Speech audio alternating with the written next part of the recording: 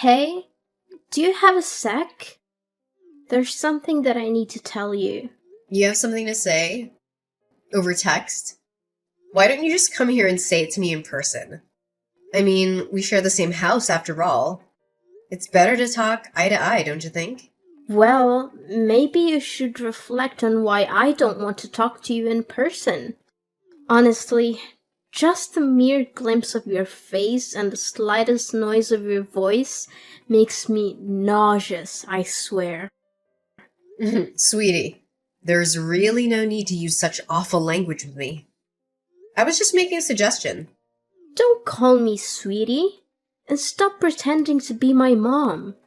You'll never replace her. Got it? You may have been married to my dad, but you will never be my mother. Never. So, stop bossing me around. I hate it when you act like that. I see what you mean, and I am sorry if I overstepped a boundary somewhere. I don't mean to do that, but I really don't see why something as small as this needs to turn into such a huge fight. I mean, I've been married to your father for 10 years now. We've lived together a whole decade. I thought we would have gotten along better by now. Especially now more than ever since your poor father passed away. It's just the two of us. So we'll have to learn to get along better. What? No way am I staying with you any longer than necessary. I want you out of the house as soon as possible. Do you get me? Excuse me? I'm sorry, but you want me to leave the house? Yeah, duh. That's what I just said. That is what this whole conversation is about. Actually, this is something that has been on my mind since Dad's funeral the other day. Now that he's gone, you're not his wife anymore. And there's nothing else tying us together as a family anymore either. You're nothing to either him or me now. Do you get it? And because of that, you don't belong in this house anymore. That's why I need you out of here as soon as possible. Wait, hold on a second. I'm sorry, but I don't think that I'm following here. Where is all this coming from all of a sudden? Didn't you read what I just wrote? This isn't out of the blue, okay? Ugh, you never hear me out. I never liked having you around, and I never approved of you and my dad getting hitched. I've always been trying to think of ways to get you out of this house, and now I have the perfect reason. I only have one mom. You just barge into our lives pretending to be someone you're not. Do you really think I could ever stand someone I felt that way about? Do you even think I would desire something like that? That is why I'm seizing this opportunity to put you out, so I never have to put up with you in my life, ever again. But, okay, look, Gabriella, I've known since before we got married that you never liked me, maybe even hated me. But I pretended not to see it, but to try and force me out of the home where I'd been living the past 10 years of my life so soon after the funeral. That's correct. And since Dad's gone, there's no one left to defend you. No one else welcomed you into our home, which is full of memories of my family, my true mom and dad. And just let you ruin it all. Besides, this house was my dad's, which means it's mine now, and I can do whatever I please with it. So, hurry up and leave already. But Gabriella, if I leave now, you'll be all by yourself in this big place. Have you ever lived on your own before? Do you even know how to take care of yourself? Of course I can look after myself. I'm going to be 18 soon, which would make me legally an adult. It's no big deal for me living alone. Do you think I'm too frail or dumb to be able to do it? Or are you just mocking me now? No, Gabriella, of course I'm not trying to belittle you in any way. I would never do that. I'm just concerned about you is all. Cleaning and cooking are one thing, but how will you get the money to pay for everything that comes with living alone? Shut up and get off my back. I thought I told you that you're not my mom and you shouldn't pretend to be. But you're going to be in college soon. I'm just wondering from where you're going to find the money you need to survive. I mean, even what you inherited from your dad won't last forever, you know. Well, who asked you to worry about me anyways, huh? I certainly don't remember ever asking for your input. As for money, I'll think of something and make my own way in life. I really don't think it'll be as simple to do as you think. How many times do I have to tell you, just mind your own business? This is why I hate talking to you. Just leave me alone already, okay? Why don't you go pack your stuff and leave like I told you? Well, I guess if that's really how you feel about everything, then I really have no choice but to go. But can you at least give me some more time to prepare my things?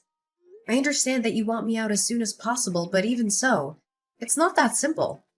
And I have lots of things I need to get done before I can make it happen. I haven't even gone through all your dad's things to sort through them. No, I won't be letting you do that.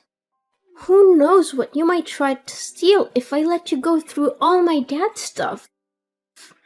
And besides, if I let you stay any longer, you'll just find some reason to extend your stay and so on, and nothing will change. Did you really think I'd let you get away with that? Now, I want you out of the house by the time we finish with the funeral process. I'm his daughter, which means that I get to choose who lives in his house after he's gone. And I've decided the one person the Collins house definitely doesn't need is you. So, if you really understand where I'm coming from, you just shut up, pack your things, and leave. I understand. I guess I just never realized how strongly you felt about living together with me. I'll leave the house. I promise. And I promise that I'll never come back once I'm gone. But I just want to let you know that things might get really tough for you once I'm gone. You're not going to regret this, are you? Me? Regret kicking you out? As if. It'll be more like a dream come true than anything. Hey, Gabriella. I just wanted to text you and let you know that I've finished moving all my stuff out of the house. I also wanted to take a moment to thank you for everything, even though we didn't always see eye to eye. And who gave you the green light to text me? Did I ever ask about your moving progress? Did I mention needing a report from you? Frankly, if you're not going to respect my wish to cut ties, I'll just go ahead and block you. No, you're right. I'm sorry for reaching out like this. You won't hear from me again after this, I promise. But there's one last thing about the house's rent. I know it's been a tough month, so you won't have to pay this time. However, starting next month, I'll need to collect rent from you. Rent? For what exactly? The house? What on earth are you talking about? Well, yes, I'm talking about the house, actually. Because we've been living together as a family this whole time, it wasn't necessary. But since you don't want anything to do with me as your family anymore, that just makes me your landlord now. Have you completely lost your mind? Why would I pay you rent to stay in my dad's house? Why, you ask? Well, because the house is actually under my ownership. Wait, what? What are you talking about? I don't understand. What? Ugh, Gabriella, had you not heard about that? Yes, I hold the deed to the house where we all used to live. What? That's not true. You're just making this up. I've lived here even before you and my dad got married. This house belongs to my family. You don't have any ownership. Actually, yes. Your dad did possess the house's title, but I bought it from him around 6 or 7 years ago, I believe. Back when your grandma fell victim to those telephone scammers and lost a lot of money. You might have been too young to recall, but it was a devastating situation. That's when I offered to help pay off all her debts. Your dad was incredibly grateful and gave me the house in return. And just where did you come into so much money, huh? I've never once seen you go to work in the whole time that I've known you. You're just a housewife. A housewife? Oh, Gabriella, that is just not true. I run my own company. Did you really not know about that at all? You do what? Since when? We manage everything online. All our staff work remotely, and we don't even maintain an office.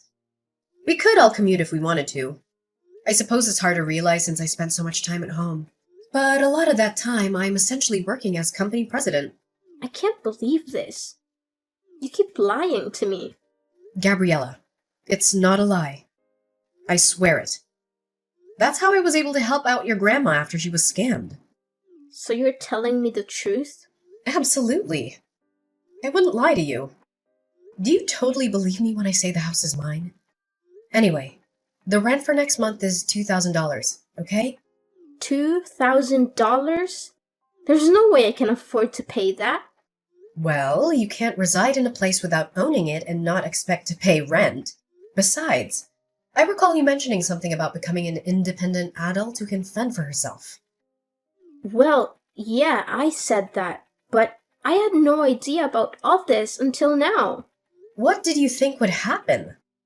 Were you planning to squeeze the money out of me whenever you needed it? Hoping I'd foot the bill while you flaunted your house? An independent adult would never do that, right? Of course, I wasn't planning on using you for money. It's just that $2,000 is a huge amount all at once. I understand, but in the end, I'm the property owner. So if you're pushing me away to live on your own, you'll have to pay the rent to your landlord, which is me. Hold on. Can't we find a way to discuss this? How about a compromise? I won't charge you for rent for the first 3 months. But if you don't show any progress by then, I'll have to evict you anyway. I'm swamped right now, so let's continue this conversation later. I'll send you all the rental paperwork this week. Keep an eye on your mailbox. Take care. Wait, don't hang up. We're not done talking yet. Lainey, are you there? I have something I need to talk to you about. Oh, Gabriella. Sure, what can I do for you? Well, the thing is, I guess what I wanted to ask is, I'm just wondering if you've forgiven me yet. Forgiven you for what? What are you talking about? Well, it's just that I guess earlier I might have possibly lost my temper a bit and, well, anyways, I've calmed down a bit now and realized that I might have made a little mistake. I'm sorry, but I don't quite know what you're talking about. I realize this might be hard for you right now, but could you please just tell me what exactly you're talking about? I'm trying, but I guess what I'm trying to tell you really is that I think if you wanted to come back home now, that'd be okay with me. Oh. Really? Did something change? I feel you just threw me out of the house. Why the sudden turn? Well, yeah, I did do that. But then with you gone, I guess I kind of realized just how much you did around the house and how much there is to do without you. So, I guess that's why. I think you should just really say what you're actually thinking. It'd save us both so much time. But if you're starting to see that managing a house all on your own is hard work, then yes, I completely agree with you. And so now I'm guessing that you don't have the money to pay rent? That you've changed your mind about kicking me out? I mean, if you word it like that, then... You know, even if I decided to pass up on everything, that Grayson left me in the will and give it to you, I still don't think you'd have enough to be able to buy the house back for me anyways. And even if you used it to pay rent on this place, unless you found a job to help supplement that, you'd burn through your inheritance pretty quickly, I'd bet. And all of that is not even mentioning all the other expenses you'd be paying that weren't rent. Well, yeah, that's kind of what I'm figuring out. And on top of that, it's so hard to keep a place this big clean, and I hate having to cook for myself every day. Then I have my classes and homework to worry about. Plus, I have to think of how I can afford the rent. It's just been making me feel ill both physically and mentally. But of course it is. I figure that living on your own might be especially hard for someone like you. I hope the cooking is going well because I don't remember you helping out in the kitchen once, ever. And yet for some reason you thought you were ready to maintain a whole house by yourself? You're right. And I guess I just never realized all the things that you actually did do for all of us when we lived together. That's why I want to really, sincerely apologize for the bratty attitude that I treated you with the other day. I promise to never throw you out of the house again. You always pretended not to see how I really felt about you, but I don't want you to do that anymore. I promise that I'll do my best to see that we get along. So please come back. Yeah, I don't think so. But I just apologized. You hated me so much that you couldn't hold back from throwing me out of my own house, just days after your dad's funeral. And now you only want me to come back because you're getting a taste of the real world. And you're realizing that it's not so easy on your own. I mean, have you put any thought into how you're going to go on like this? But I apologized. I thought about what I did and realized just how much trouble I caused you over the years. Please, I'm sorry. What else can I say? And I think that you're just saying that you're sorry. But the only real reason that you want me back is because you've realized how hard it is to do things on your own. So now you want the person that used to cook and clean for you to come back and do all of that once again. No, that's not true. I promise. I really do want to make up with you and try and be friends. Well, that's the thing, Gabriella. I don't. I mean, come to think of it, I don't really have a single happy memory of interacting with you. I've worked so hard for so many years to try and get you to notice and appreciate me. But all you've done for the past 10 years is either ignore me or hurl abuse at me. You've only ever used my presence in this house for your own convenience. Even if you didn't realize it until just now, I really don't think I owe you the forgiveness you're looking for. Please don't say that. Surely we can talk this out. Please, I can't do this on my own. Please, Mom, I'm begging you. I thought you and I were nobody to each other. Why are you pretending like you're my daughter now? How could you? Anyways, I'll be expecting next month's rent soon. I'll send you my bank info soon. You can just make the payments through there, okay? See ya! Wait, please, it wasn't supposed to happen this way. I apologized. I reflected on my actions. Please come back to me. And so, after that, Gabriella kept trying to apologize. But honestly, it was clear that her main motives were centered around avoiding chores and dodging the rent. I eventually reached the point where I couldn't tolerate that attitude anymore, so I decided to take a different approach and got in touch with Grayson's older sister. She agreed to take Gabriella under her wing, aiming to instill some proper manners before college. With her experiencing raising 5 kids, 2 boys and 3 girls, who've all turned into wonderful adults, I feel she was the best person to teach Gabriella a thing or two about housekeeping, budgeting, and general etiquette. Meanwhile, I've been taking care of our now empty old house. I'm keeping it well maintained, hoping that one day, Gabriella might actually mature into a self-sufficient adult. When that moment arrives, I plan to hand the house over to her. No strings attached. That will also be the day I gracefully step out of her life. Living with Gabriella again isn't something I'd want. But as the daughter of the man I loved, I genuinely wish for her to find her own path to happiness. So, that's the update for now. I appreciate you joining me on this journey. If you enjoyed this story, a thumbs up would be awesome. And hey, don't forget to hit that subscribe button so you can catch more content like this in the future. Thanks for tuning in!